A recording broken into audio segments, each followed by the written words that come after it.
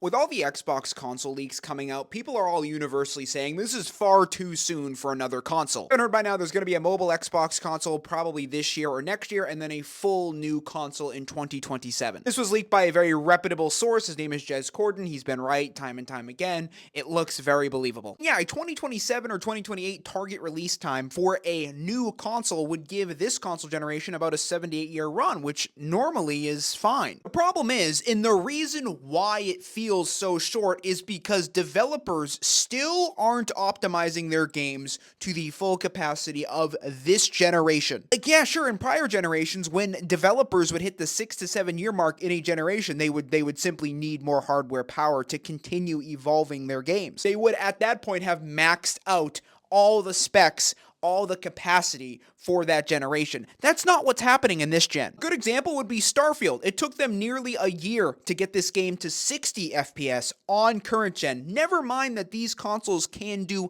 120 FPS natively. I can't even think of a game that leverages that. It makes absolutely no sense for new hardware at this point. Developers need to spend time actually optimizing their games and getting the full capacity out of this current gen before we talk about needing better hardware. The only theory that makes sense to me is that the next set of consoles is going to use AI frame generation to just allow for developers to be lazy and unoptimize their video games, which actually would make sense, but yeah, in either way, that's still an L.